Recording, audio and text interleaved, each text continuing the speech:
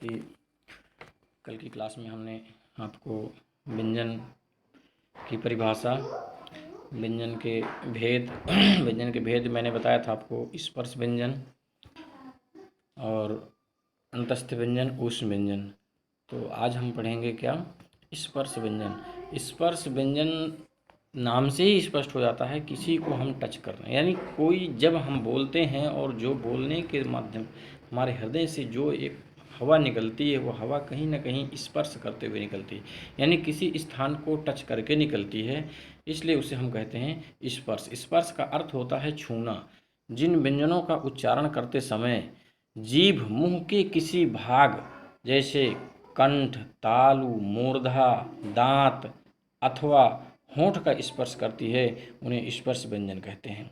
किसे स्पर्श कहते हैं? यानी स्पर्श का अर्थ होता है छूना। जो जिन व्यंजनों का उच्चारण करते समय जीभ मुंह के किसी भाग जैसे कंठ, तालु, मूर्धा, दांत अथवा होंठ का स्पर्श करती है, उन्हें स्पर्श व्यंजन कहते हैं। दूसरे शब्दों में ये कंठ, तालु, मूर्धा, दंत और ओष्ठ स्थानों के स्पर्श से बोले जाते हैं, इसी से इन्हें स्पर्श व्यंजन कहता है। इन्हें हम वर्गीय व्यंजन भी कहते हैं, क्योंकि ये उच्चारण स्थान की अलग अलग एकता लिए हुए वर्गों में विभक्त हैं। ये 25 व्यंजन होते हैं। वर्गीय व्यंजन इसलिए कहते हैं क्योंकि कोई का वर्ग है, कोई चा वर्ग है, टा वर्ग है, ता वर्ग है, पा वर्ग है, यानी ये इनका उच्चारण स्थान भी अलग है। का वर्ग का अलग है, चा वर्ग का अलग है, टा वर्ग अलग है, ता वर्ग अलग है, पा वर्ग अलग है। ये एक वर्ग में 5 हैं व्यंजन हैं, इसलिए 5 वर्ग हैं और 5 एक वर्ग में 5 होने के नाते 25 व्यंजन हुए। जैसे का वर्ग में का, ख, ग, घ, अंगा ये कंठ का स्पर्श करते हैं, कंठ से बोले जाते हैं, इनका उच्चारण स्थान क्या है? कंठ है। चा वर्ग च, छ, जा, झ, इया ये तालु का स्पर्श करते हैं, इसलिए ये क्या कहलाते हैं? तालु वर्ग के व्यंजन, यानी चा वर्ग का व्यंजन जो है वो तालु उनका उच्चारण स्थान है। टा वर्ग जो है ट, ठ, ड, ढ, ढ़ ये मूर्धा का स्पर्श करते हैं, इसलिए टा वर्ग के उच्चारण स्थान मूर्धा है। ता वर्ग त, थ, द, ध, न ये दांतों का स्पर्श करते हैं। आप जो बोलेंगे और जब हमारी जीभ जिन स्थानों को स्पर्श करती है उसका हम नाम दे, वो है स्थान, उसका नाम है। जैसे ता बोलते हैं, ता कहाँ पे? दांतों को स्पर्श कर रही, ता, थ, द, तो हम क्या बोल देते इसको? दांतों का स्पर्श, यानी दंत वर्ग।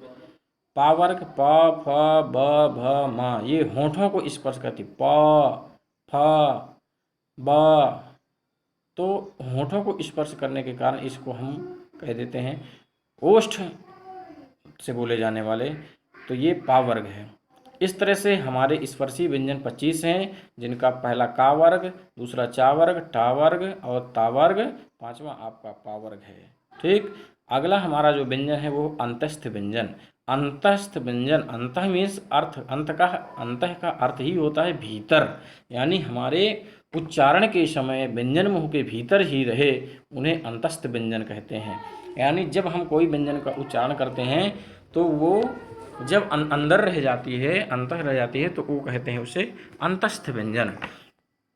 अंतः मध्य या बीच, स्थ मीन्स स्थित है, जो मध्य या बीच में स्थित है। इन व्यंजनों का उच्चारण स्वर तथा व्यंजन के मध्य का सा होता है। उच्चारण के समय जिह्वा मुख के किसी भाग को स्पर्श नहीं करती। य, र, ल, व यानी कोई भी स्थान को स्पर्श नहीं करती है, यानी स्वर और व्यंजन दोनों के बीच में ये बोले जाते हैं। इनका उच्चारण जीभ, तालु, दांत और होठों के परस्पर सटाने से होता है, किंतु कहीं भी पूर्ण स्पर्श नहीं होता है। अतः ये चारों अंतस्थ व्यंजन अर्थात अर्ध स्वर कहलाते हैं। ठीक, तो ये 4 व्यंजन हैं जो आपके क्या कहलाते हैं? अंतस्थ व्यंजन। अंतस्थ व्यंजन कौन कौन से हैं? या, र, ल, व। इस प्रकार आज की क्लास में बच्चों यहीं तक। अगली क्लास में हम आपको आगे